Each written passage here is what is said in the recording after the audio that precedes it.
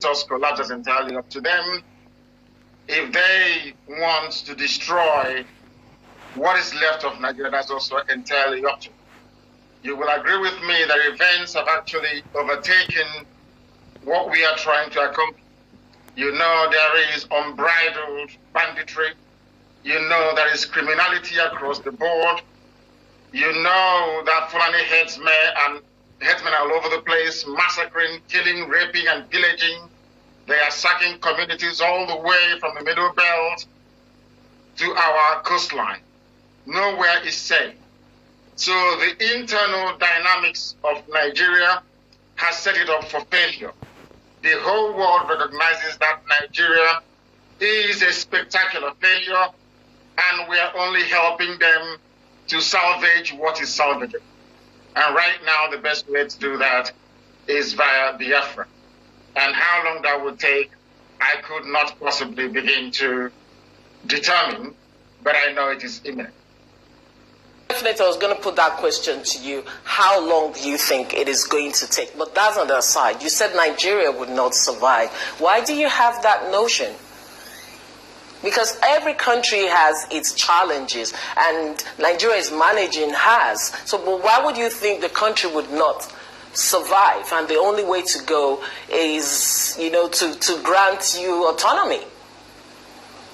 Because Nigeria is not a country. Nigeria is not a nation. Nigeria is an economic enterprise set up by the British to serve a particular need and interest.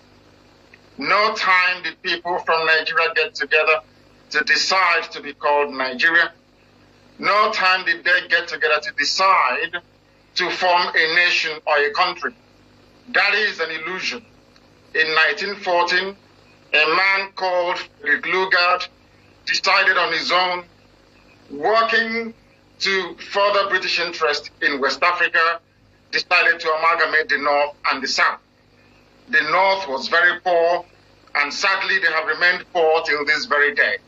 There is nothing anyone can do about it. So Nigeria as a country, Nigeria referred to as a nation, is an anomaly. Nigeria had never been a country, and it will never ever be a country. What we are asking for is the recognition of our way of life and existence before the advent of the white man, and that is something we are determined to accomplish, regardless of the obstacles. I must emphasize this, regardless of the obstacle, in terms of sacrifice, both human and material, everything will be committed into accomplishing this one divine feat, and Biafra must and will be restored, I assure you. Away from Nigeria's history, your survival of the Operation Python dance seems to be shrouded in mystery. A lot of people wondered how you were able to escape out of Nigeria, despite the staccato of bullets and, of course, the carnage that followed it. How were you able to escape? I was evacuated. I think the word escape is exaggerated. The military operation in my house was illegal. It was a state-sanctioned attempt to assassinate me and assassinate the rest of my family along with some of my men. 28 people died in that very horrific attempt to try to take my life away from me. Extrajudicially, I hasten to add. That is one thing that is lost on Nigerians. I quite recognize the need to condemn what is happening in South Africa, which I have done myself personally. But I also want those who are rising up today in condemnation of what is happening in South Africa to also rise up and very vocally and vociferously condemn the rule of impunity under this very same Fulani cabal headed by Jubril Aminu al-Sudani from Sudan, because everybody knows that Buhari is no more. Now, what is happening is that when you do not have regard for your own so-called citizens, when you have no regard for life and property, when you are an advocate of the misrule or misapplication of law, whatever happens to you outside is what you have basically brought upon yourself. That is why Nigerians should not actually be in a position to offer any condemnation, because they themselves are living in purgatory and they have not been able to rise above their limited understanding of the issues around them. Showore is still in prison. Nobody's talking about him. Dasuki has been illegally incarcerated. Against every court ruling, people are moving about as if nothing is happening. You also know that El Zagzagi was brought back against his will and was spirited away. No one knows where he is. This is a country of impunity, a country of darkness, a country of hopelessness, a country that should not have existed in the first place. That is why I feel sorry for those championing the cause of one Nigeria, because they are either doing it out of ignorance or they are doing it out of hopelessness. Either which of which is not good for any sane human being. Mazi Nnamdi, you have just made reference to the president of Nigeria as Jubril El Sudan from Sudan. Why do you have this impression that the man in Aso Rock is not President Muhammadu Buhari and that it is an impostor? You must ask him why he will not speak Fufude, which is his local Fulani language, that the old, dead now Buhari spoke very fluently. Ask that very thing in Aso Rock why he looks 35 years younger than the original Buhari, who is now dead. Ask him why he cannot allow journalists like your good self to offer him a live interview as I'm doing right now. Ask him why he never addresses the people. Ask him why he never embarks on any walkabout. Ask him why ministers must pass through Abakari, not even the vice president, Sibajo. Why must they go through Abakari? Ask him why he does not attend any conferences. The recently concluded TriCard Summit in Yokohama, he never left where he was. He never left to interact. Ask them why they issue Photoshop after Photoshop, doctored videos after doctored videos. Why can't they present him so that people can ask him questions? These are the things that are there in the public domain for people to use their common sense to come to the inescapable realization that that man there is not Buhari. You have seen the picture. Without his makeup, he looks like a 45-year-old. Without his makeup. When they make him up very heavily, they make you think or assume that you're looking at Buhari, and we know that it's not him. Ask yourself this question. Why would Femi Adesina go to the extent of having to doctor photographs in order to convince you that this man is Buhari, when they know he's not? Why do you need to lie? Why do you need to present photoshopped pictures? Why must you present fake pictures? Why doctored video? Why don't you allow the man to speak for himself? Why must they be chaperoning him all over the place as if he's handicapped? Why? These are the simple, salient questions that we expect normal human beings to be asking. Nobody is asking because they are Nigerians. Every nonsense goes. We are IPOB, we are different. We hate injustice and we hate lies, and that's why we fight it wherever we see. Of course, there's no doubt we've heard about dictators, especially of African heritage, who have body doubles or other likes. But this, to a large extent, is kind of alien to us. But you keep going on with President Muhammadu Buhari being, gone.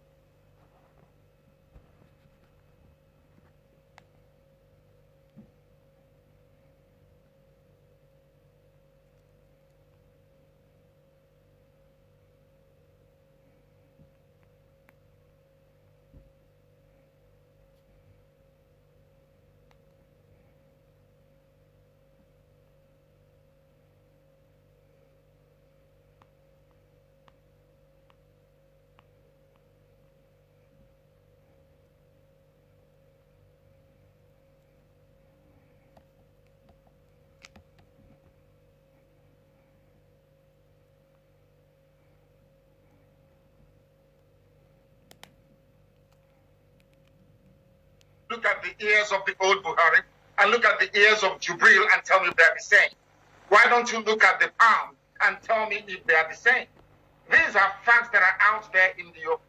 We have library photos and videos of the thing they sent to go and meet Trump a couple of years back. Go and ask yourself if that is the Buhari that you know. People use body doubles, we understand that, but for a body double to go and sign a treaty, that is an anathema. That is disastrous. That is the worst form of treason you can ever imagine. And you are allowing these things to continue, allowing Abba Kyari and his cabal to be running a nation when they are not elected to do so. That is what we are against, because we are against injustice wherever we find it. Mazi, if you don't mind me saying, if you could adjust the lights where you are so that we could see your face, because it seems to be getting dark where you are. It's getting dark where I am? Wait, it's not really clear. Just adjust your lights a bit. Thank you. Okay, now. So I want to talk to you about you making reference to Nigeria as a zoo and the inhabitants as you call them animals. Don't you think this is also insulting the sensibility of most of your followers who are living in Nigeria? I think that you misquoted on a few occasions. Nigeria is a zoo, and anybody who fails to question his or her government, anybody that fails to hold their democratically elected officers to account, anybody who refuses to ask relevant questions about governance and leadership within a specifically defined geopolitical space, I do not think such people are worthy to be called human beings. Sometimes I may, of course, and I've been quoted or taken out of context on a few occasions, but I can assure you that there is nothing coming from Nigeria, there is nothing about Nigeria that leads me to believe that the proponents of one Nigeria are capable of reasoning. That is a clear fact. Anybody who believes in Nigeria needs to go and see a medical doctor, because my grandfather was not in Nigeria. Your own grandfather was not in Nigeria.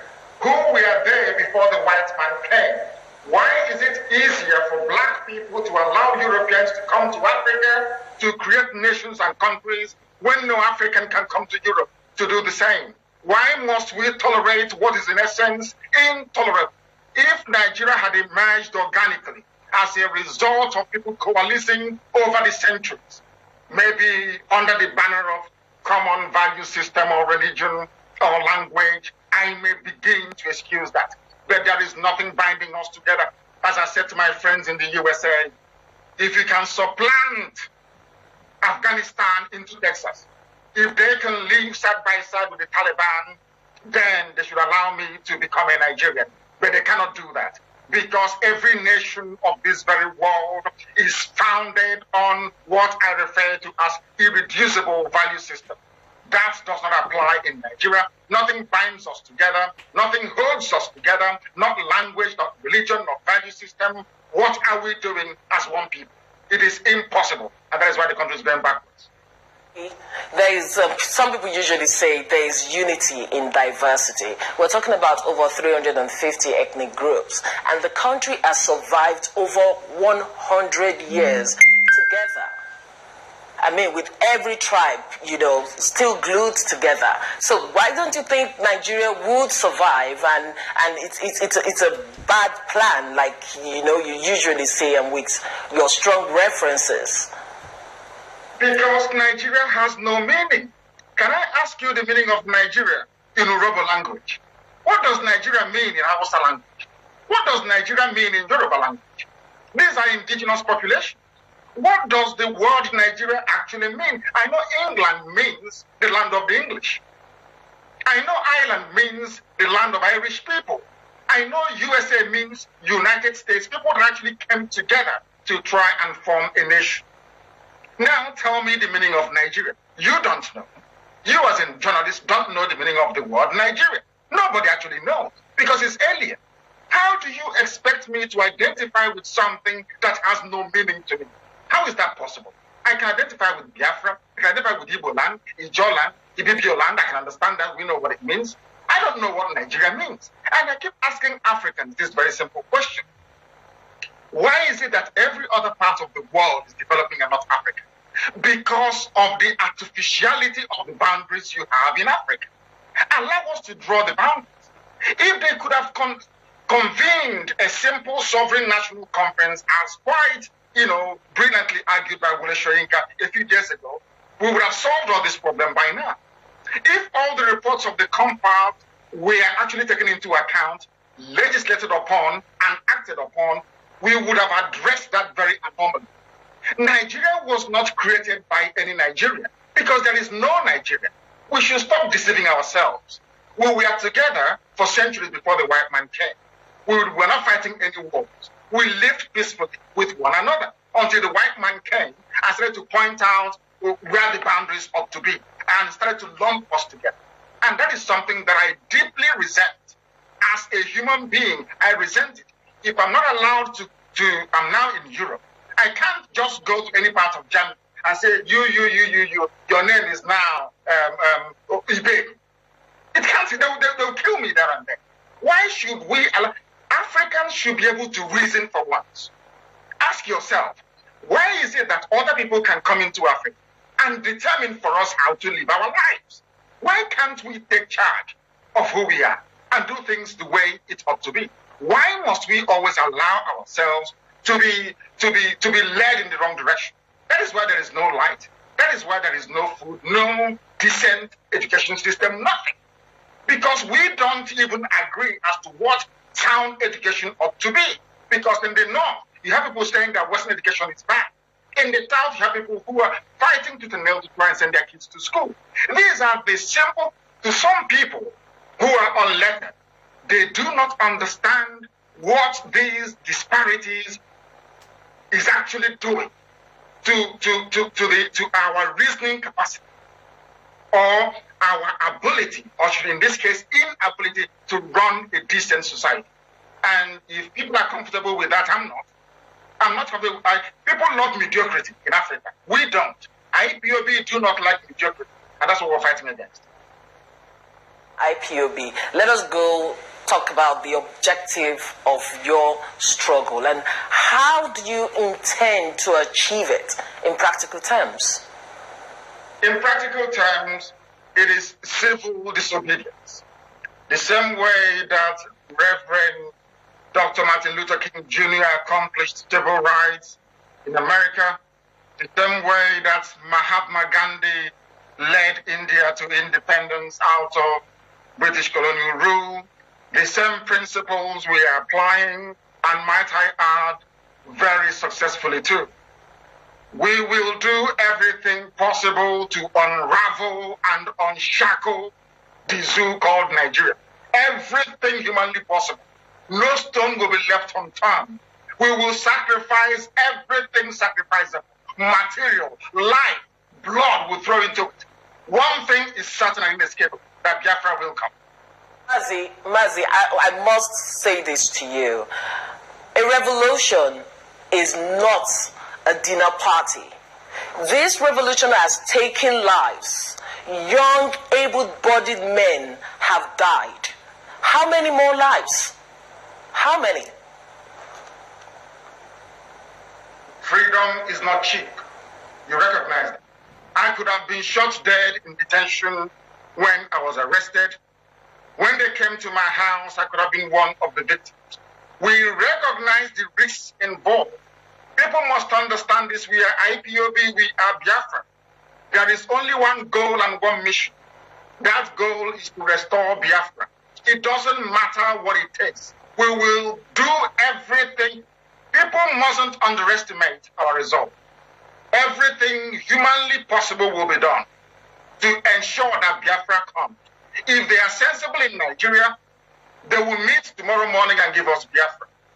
If they don't, I keep making reference to Somalia. I swear it that Somalia will be a paradise, I assure you. before God and before man, that Biafra will come and that zoo will fall, I assure you. Do you think that President Muhammadu Buhari will grant you an autonomy? He is not Buhari. His name is Jubril Aminu al-Sudani. Buhari is dead and buried in Saudi Arabia. Buhari is not alive. I challenge them. If they conduct a DNA test tomorrow morning and the result comes out or ascertained that that thing you're saying there is Buhari, I will collapse IPOB. I will collapse IPOB and stop the agitation for Biafra. That is how certain I am. It's very simple. They want to disgrace IPOB, they want to shame me. It's very simple. Publish a simple DNA result next tomorrow, and I will shut down the agitation for Biafra. Do you realize how influential you have become? I just need you to respond to this first. Do you realize how influential you've become? No, I don't. I know that IPOB is very powerful. When you have presence in over 100 countries around the world, that organization is bound to be very influential, I assure you. Okay, Mazi, you're so influential, so much so that your followers make such revered reference to you as the supreme leader, God sent, Lord Mazi, the greatest Igbo man alive, the restorer of the entire black race, God's anointed, the man who saw tomorrow, Daddy Gio, Chukwu Okike Abiyama. They trust in you. They believe in you. Are you sure you can actualize and deliver this promised land which they so desire? It is in the hands of Elohim, the God Almighty in heaven. I am a mere mortal. Only God will decide. But as long as I am truthful and honest to this very divine project, I see no reason why Biafra would not come in my time. So, are you still of the opinion, let me just take you back to the event in Japan, that's the 7th Tokyo International Conference of African Development. Are you still of the opinion that President Muhammadu Buhari was not in Japan? Because quite a number of your followers really do believe that he isn't, or he wasn't there. He was in Japan, he came to Japan, but he did not attend the conference. He did not attend the conference. Show me a video of where he made a speech. If it's a doctored video, then we will tell you. You have experts in London, around your studios. You have video analysts. Jubril Aminu al-Sudani never left the hotel room where he was. He never left that very place. Go ask yourself this simple question. I don't know sometimes how we black people reason. Tell me why Femi Adesina will go to the extent of having to doctor a photo. Why Photoshop? That this man now has 3 legs instead of 2. Is he a ghost? Now, ask me, why would they go to the extent of trying to falsify photographs in order to convince you and other people that they attended the event when they did not? The same thing happened in France during the Armistice 100 years celebration. He wasn't there. We said he wasn't. People kept arguing. And I'm going to make sure that he never attends any conference. They won't even pretend anymore. His mates were in Paris attending the G20 meeting that Nigeria previously, by virtue of their inflated position as the giant of Africa without substance, of course, were routinely invited to. But Jubril wasn't invited to be, because the world knows. Trump have actually told you, I don't want to see him again, because Trump knows he's fake. Everybody knows that. Do you expect world powers to come and tell you, oh, your president is fake? No, it is your responsibility. If you go and bring a pig or a goat and say, this pig, this swine is Nigeria's president, the world will issue diplomatic certificate and welcome it. It is actually your stupidity, not theirs. You can present anything. It's a democracy, so you claim. So you can bring a rat or a squirrel or a chicken and say, this chicken is a grand president. And they will accept it. So don't expect the world to say, oh no, we'll see it, it's Jubril. Anything you bring, they will take. It is your responsibility and your duty to ask yourself, How come a dying Buhari that is over 6 feet is all of a sudden 5'9", 5'10", looking very young? Are people blind? They cannot see? Are people that stupid and cowardly that they cannot come out, stand up and say the truth? Because they are afraid of one thing. I tell you this. They know once they acknowledge that Buhari is dead, that the world will see that Nnamdi Kanu and IPOB have been right all along, and the zoo will collapse. And that's what they don't want. Everybody knows that Buhari is dead. Mazi, I would like to take you on some of the questions that our viewers or contributors from around the world have put forward.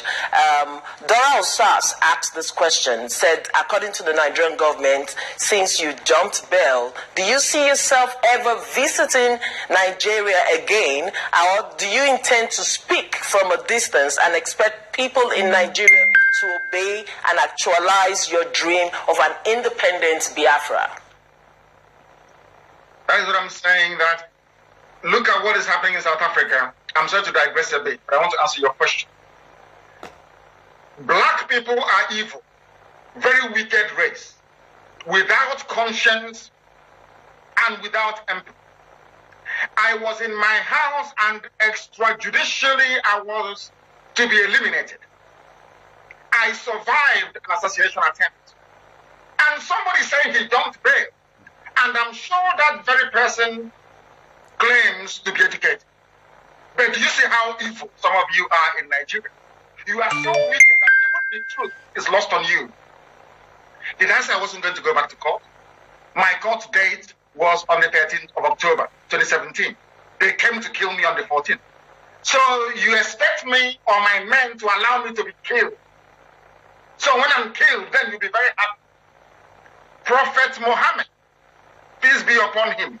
Prophet Muhammad, the founder of Islam, escaped an assassination attempt and fled from Mecca to Medina. Today, it is the fastest growing religion in the whole world. Let me also add, you know Moses that led the blessed Israelites out of Egypt. I'm sure you do. Moses fled from the court of Pharaoh when his life was under threat. Nelson Mandela fled to Igbo land and harbored by Mbazulika Mage in Igbo land. In Nnewi, we all know who Mandela is. We also know that Jesus Christ was taken by his parents and they fled to Egypt to escape the infanticide of King Herod. We all know this. We claim we know the Quran, we know the Bible, and we know history. But somehow, when it comes to marrying facts with truth, you see a Nigerian missing. The thing is an object of ridicule. He jumped bail. Who jumped bail? I called Buhari when he was alive. I called him a madman in his court. And nothing happened. Heaven did not fall. They gave me conditions and I came out and I defied all of them. Heaven did not fall. They stopped me from going to Kulobia and I broke their cordon. They stopped me from going to Ebonyi and I broke their cordon. They could have shot me dead. Couldn't they? They now sat and planned to come to my house to kill me in my compound. And my men said no. And somebody who claims to have conscience, he said he jumped bail. That is how evil Nigeria is. And that is why I despise it. Because they are liars and they are deceivers. That is why they are so backward. Okay, so I'll take this question from Ike Nanwezi. He said he would like to know your opinion regarding Don Pedro Obaseki's assertion about the creation of a Midwest via a referendum, and if you are willing to collaborate with Dr. Don Pedro Obaseki and other people who may not have exactly the same ideology as you, but still support freedom. I love freedom. Anybody who wants to be free has the support of IPOB. I assure you. Anybody. We need to be free, all of us. I want a larger union. I want to stay within a union that encompasses global economies, even whole Africa.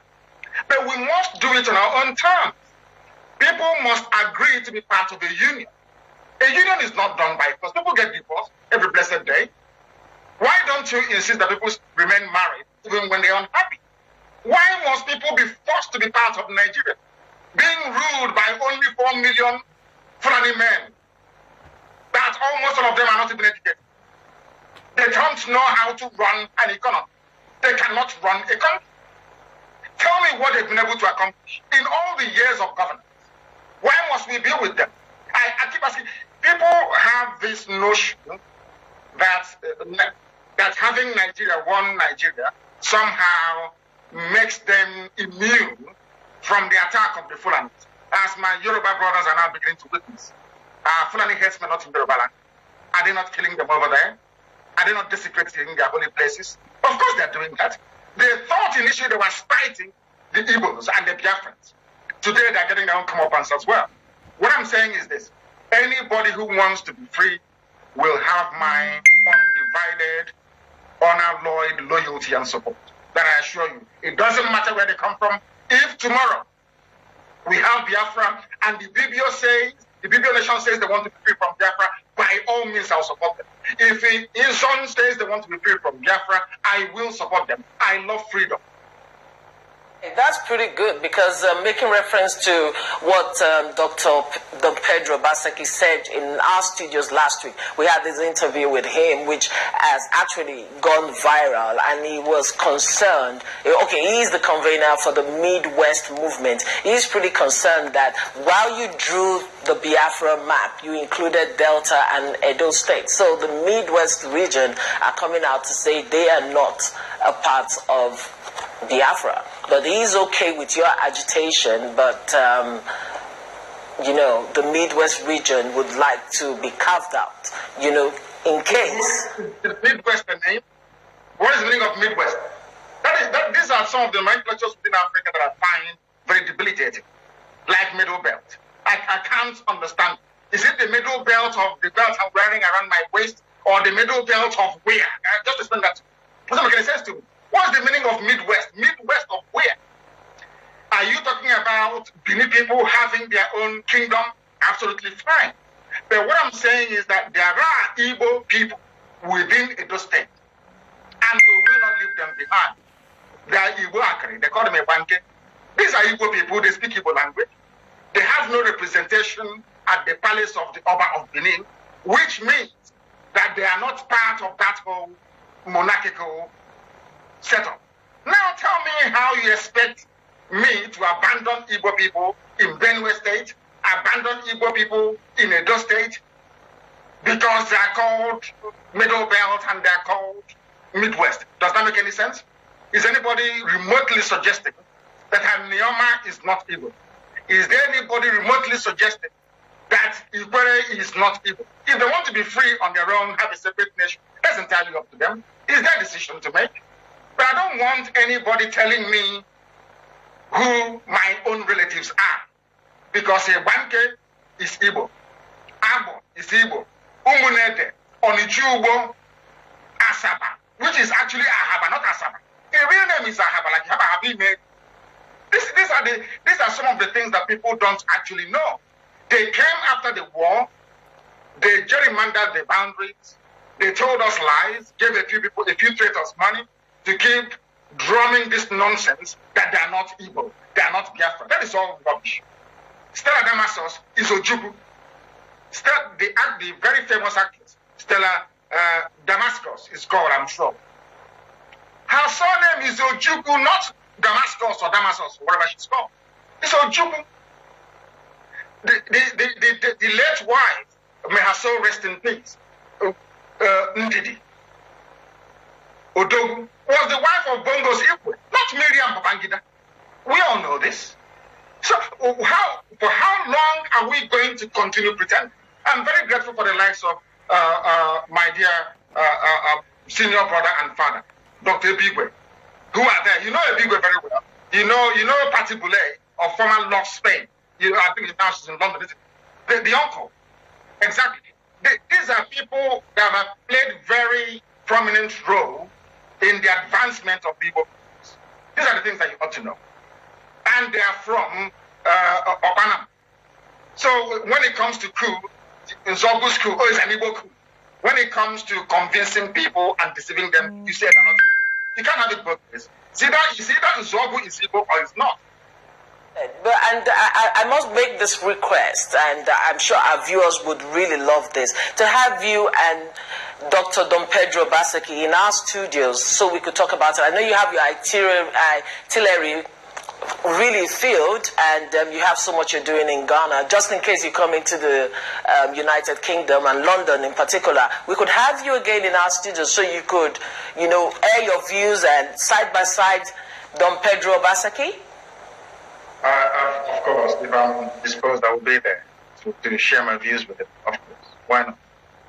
Okay, I'm going to take you on that. You said you were going to do that, and we're holding on to it. So let me go on to this other question by Valentine City Boy, who wants to know your next line of action as the Nigerian government is yet to give IPOB a referendum date. We don't do what we do based on the timetable of the Nigerian government because we know that Nigeria is a sick state run by parasites. I repeat, it's a very sick political enclave. It is a criminal enterprise. Nigeria, the way it is presently constituted, is a criminal enterprise. It is worse than mafiosi. What is happening in Nigeria is an organized gang of criminals and rogues making the lives of other people a misery. And they enjoy it.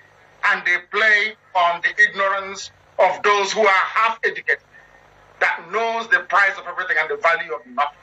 They are the ones that tell you that they hold PhDs, but there is no light in their vision.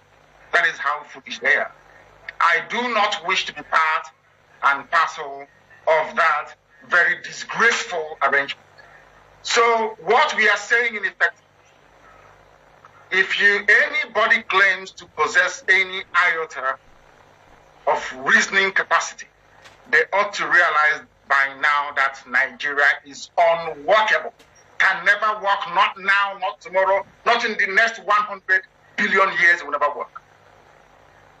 Never.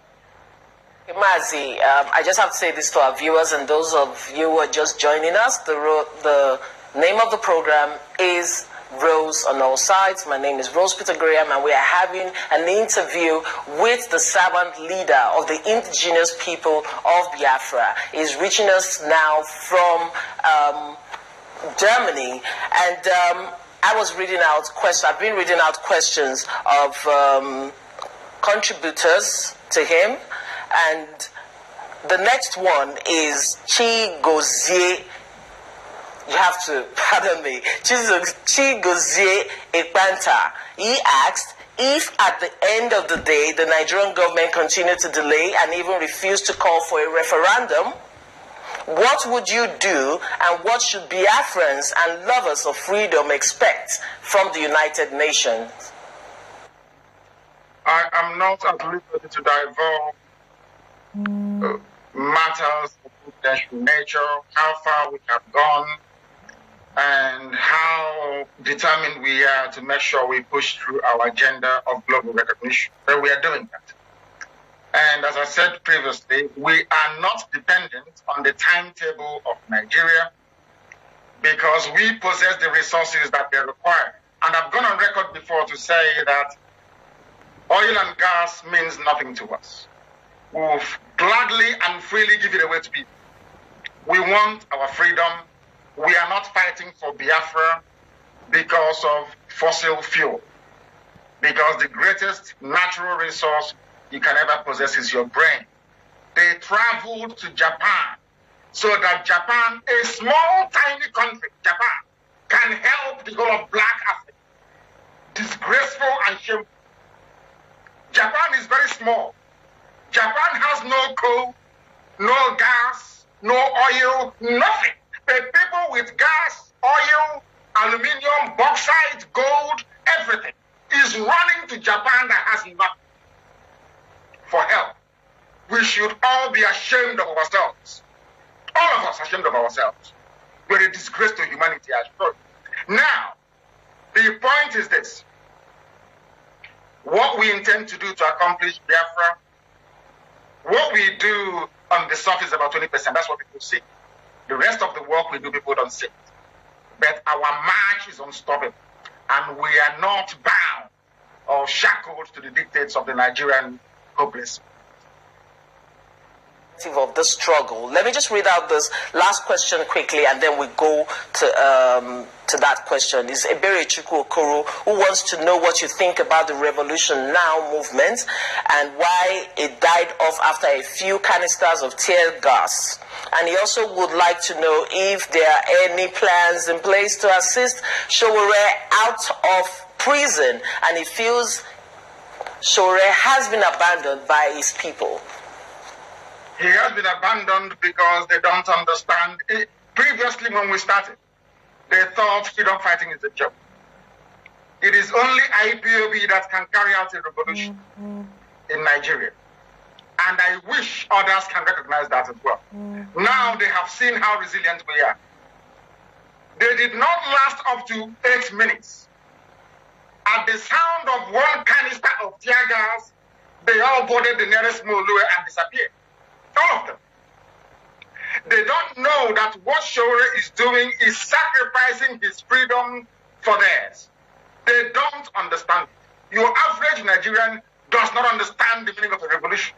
Do you know why? Because there is no commonality of interest or value. The way a Yoruba man sees Nigeria is not how a Biafran sees Nigeria. It is not how a Fulani man sees Nigeria. It's not how a TV man sees Nigeria. Everybody sees Nigeria differently. That is why for you to organize Nigerians to come together, to do anything that requires the shedding of blood in order to accomplish a better living for everybody will never ever work. And I hope and pray, well, first we'll campaign for Sowore to come out with, but I hope and pray that when it does come out, they will fight for the Duduwa Republic. Mazi, I would like to draw your attention to this. There is too much verbal attack and bullying on social media from your supporters to any other person who do not share their view. And I am pretty sure that you are not in support of cyber bullying. Or this is the way that you think, you deem fit, following, the direction into actualizing your freedom. We are the ones who should be aggrieved. We were killed, massacred at war. Nigerians laughed at us. We were killed at Headbridge on it. They laughed at us and they mocked us because they are black people, but they're very wicked and evil. They killed us again at National High School, Aba. They were sneering and laughing at us. Don't you think that we have the right to be angry and upset at such people? If they don't attack us, we won't attack them. But for anybody to think that they can ridicule, insult, pillage, or malign IPOB into submission, such people are dreaming. We feed and we thrive on. The more you insult us, the more you attack us, the more stronger we become. All it will end up doing is achieving the opposite effect. If you think by coming out and insulting and ridiculing IPOB that you will somehow get one over us, you are mistaken. We will come after you. If you don't come after us, we will not come after you. If you respect yourself and you love your one Nigeria in your ignorance, that's entirely up to you. Allow us to do what we are doing. Once you intrude into our space, we will make sure you will not go through. Of the Operation Python dance, and when many feared you were dead and then you reappeared, you ordered a boycott of the election. Why did you do that? Because Nigeria has a very poor education system, coupled with the fact that we black people from Africa, we don't learn. We read, we don't learn. We understand English language. We know A, B, C, D to Z. We know how to write fanciful grammar. But we don't understand the nuances of English language. We don't understand how to use words to convey meaning. I called for the boycott because I knew before time that your PVC was useless. I knew they would rig the election in favor of Jubril. Everyone knew that. Now, APC sits down somewhere in Abuja with INEC, one Fulani man to another. They decide who goes and who doesn't go. Now they've taken over the judiciary. They can now, they saw Dino Malaye as a big threat and a problem. They've just simply recalled him. One tribunal just ruled he shouldn't be here, and he's gone. That's what they do. And people fold their hands every day and watch hopelessly as impunity on top of impunity is happening. That was why the rise of Showore came. To say this nonsense has to stop. Your average Nigerian lacks the capacity to reason. These are the same people under Jonathan, they were talking about revolution. Tinubu came out on the street to march. The dead Buhari came out on the street to march. Now it is their turn, they're in power. When you come out to march, it's treasonable felon. When you protest, you're a terrorist. And they claim they are in a democracy. Boris Johnson, the newly elected Prime Minister of Great Britain, on many occasions have been confronted, assaulted, pelted with eggs. You are in the UK, you know this. Did anyone go to jail for that? That is part and parcel of democracy. When people are upset, they vent their anger. But in Nigeria, it is treason. Shoot them, kill them, incarcerate them. Because we are primitive and backwards. I keep saying this all the time. In fact, what's happening in South Africa, I've justified my stance over the years. People say I shouldn't insult black people. I said I'm black. But I cannot condone the stupidity of a black man. I can't condone it. What is happening is inexcusable. Inexcusable. You have no light. You have no roads. You have no housing. You have no schools. Somebody came out to campaign for this thing. And you're laughing at him saying he committed treason. And you're telling me that God will turn around and love Nigeria. What is impossible? Mazi, a lot of people were offended, when you chose to address the massacre that happened in your hometown. You acknowledged the killing of your dog before the brave men who took bullets for you. There are people who will always twist everything that I said. I went to World Igbo Congress in 2015. And I said I need guns and I need bullets to defend our land. Because I knew the Fulanis were coming. Today have they not come? When I say something sometimes, there is a statement of the media, paid of course, by some politicians, to twist what I said. I paid tribute to my men that fell. I didn't mention their names. I paid tribute to my men that I drew in Jack, my dog, to portray the heartlessness of those that they sent to come and kill me. Not that how can I put my dog before my men? I went to prison because of them. I could have died because of them. When they sent snipers to come and kill me in 2015, 30th of May in Aba, I risked my life to go to Aba to address our people, as I've always done and will always do. They won't remember that. All they remember is that I mentioned Jack Maida. These are the people that live by peddling gossip, rumors and innuendos. That is why, as I keep saying all the time, Nigeria is a shithole. You on this. There's Nigerian politicians, especially of Igbo extraction, seems unwilling to attend events around the world, believing that the fear of IPOB is the beginning of wisdom. What informed, this sudden change of strategy? It is called accountability, democratic accountability. Very soon, I'm sure they won't report this, very soon, any governor that have not paid salaries will not come abroad anymore. If you're owing salaries, you cannot come abroad anymore. To bank teacher salaries, to bank the salaries of pensioners, you cannot come abroad anymore. And from next month, it will start happening. If you are owing salaries in your state, I assure you, it doesn't matter who you are, you cannot come abroad anymore. So this is just the beginning. We'll take you on this, but we will be going on break very quickly, and when we come back, we're going to continue this interview with the servant leader of the indigenous people of Biafra, Mazi Nnamdi Kanu.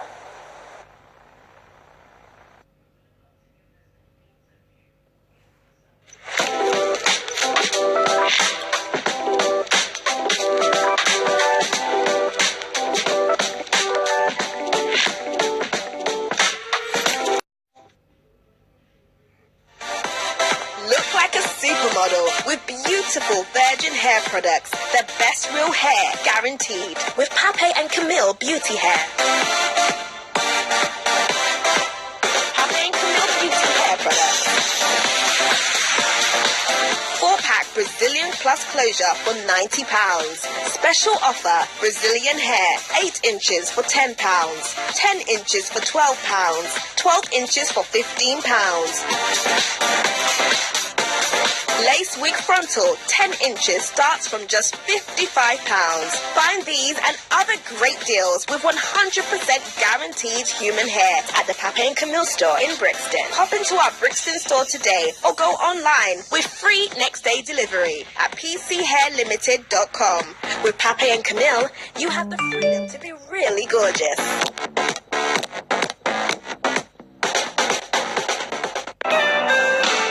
Bavidi Luxury Hotel, the newest home away from home in the Nigerian hospitality industry. 10 minutes only from the local and international airports. It's the perfect spot for your relaxation whenever you're in Lagos. 24-hour non-stop electricity, cozy and colorful rooms, Wi-Fi internet connection, and flat-screen cable television. Bavidi Luxury Hotel. Our exquisite restaurant and full bar are simply second to none in taste and style. Bavidi Luxury Hotel. We are located at the posh, serene neighborhood in the Keja Business District. Your satisfaction is our first concern, so we train our staff to be professional and personable. Bavidi Luxury Hotel, number 20 Moshuda Bella Crescent, Ikeja, Lagos. Telephone +234 1291 7929 +234 708 287 7512. Bavidi Luxury Hotel, the new home away from home.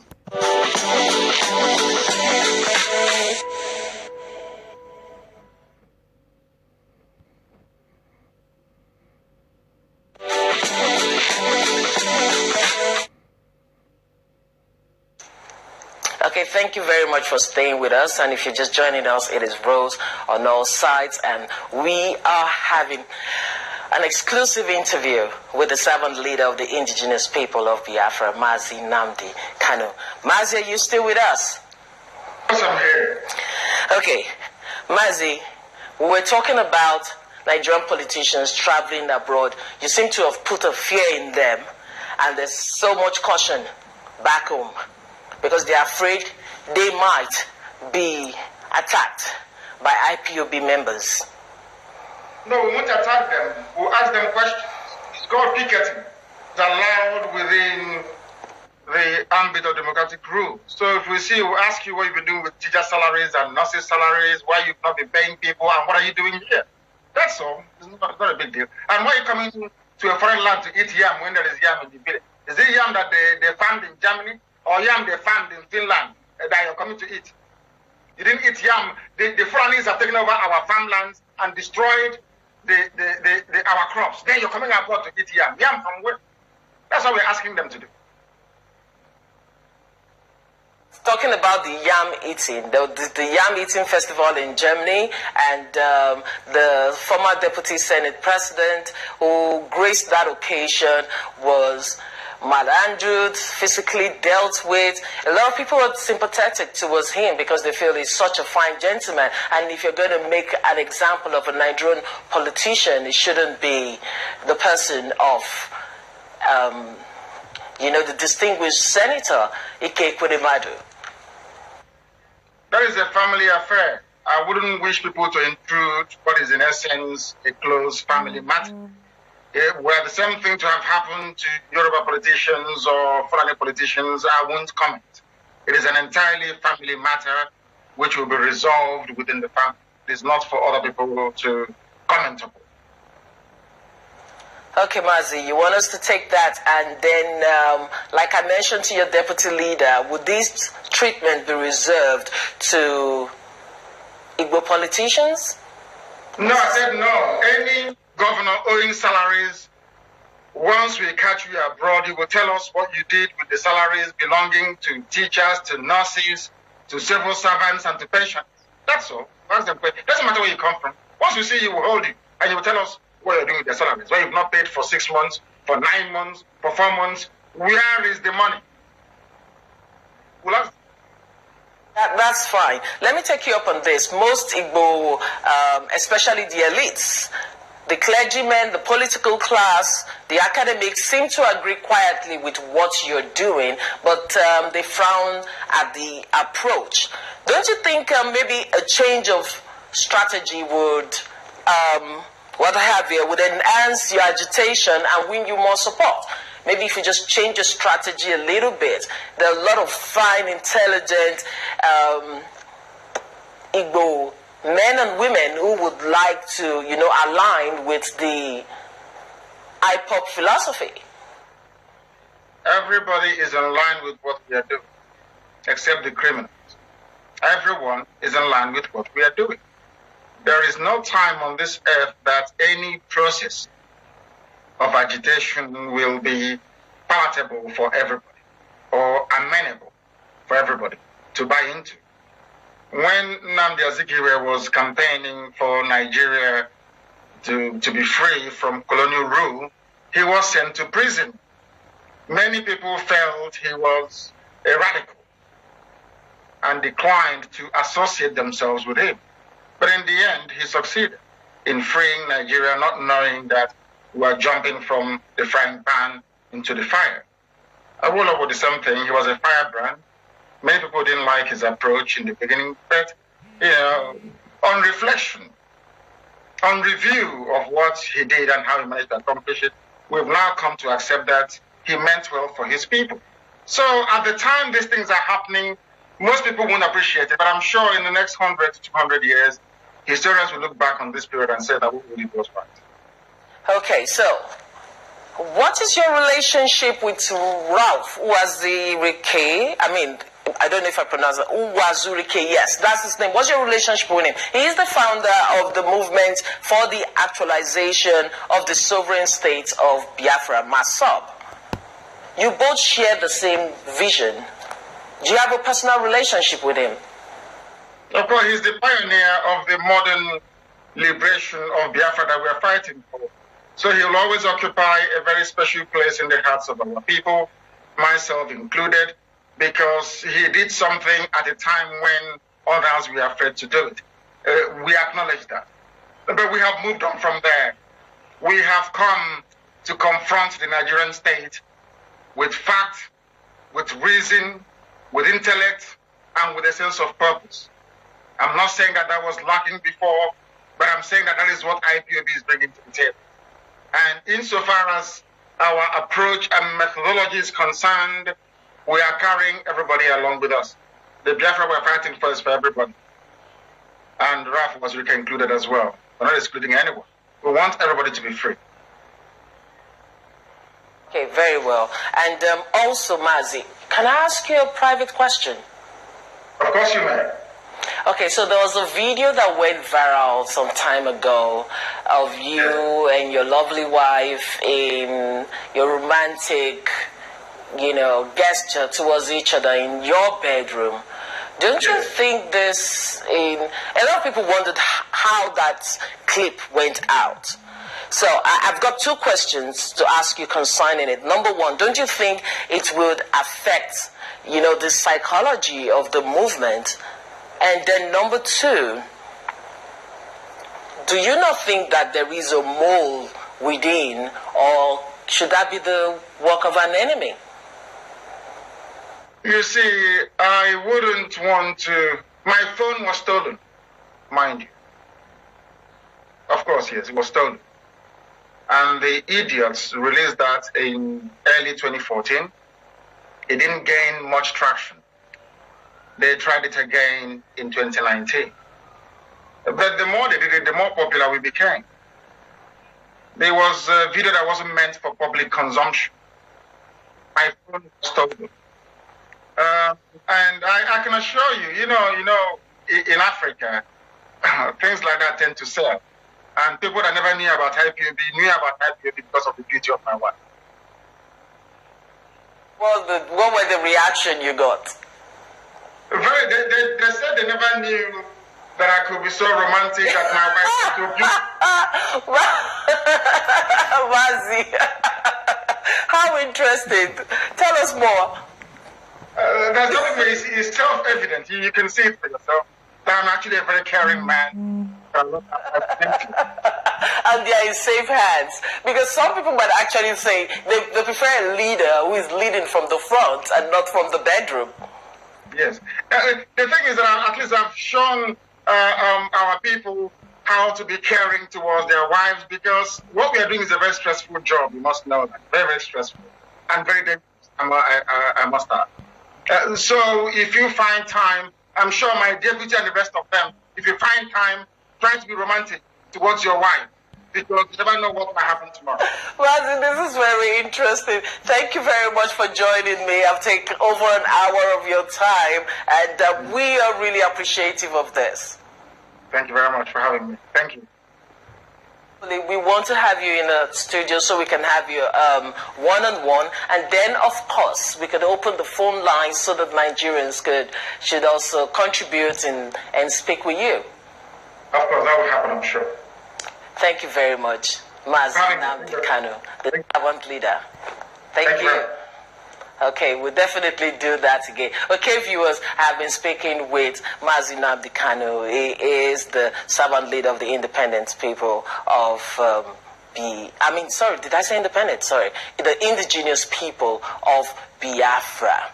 And in that hour-long interview, you heard all that he said, and of course we'll be looking forward to a playback of that interview. So we'll be moving on next to something very interesting that will be happening in London this month, the Miss Adanma beauty pageant. And in our studios live, you'll be meeting the lady behind the pageant, and of course the entire contestants are going to be here, so you don't want to go away. I'm going to play you this clip of Uchenna Wigwe. She is the diaspora coordinator, Stand for Hope and Love initiative. She celebrated the 1-year remembrance of her beloved husband. May his gentle soul rest in peace.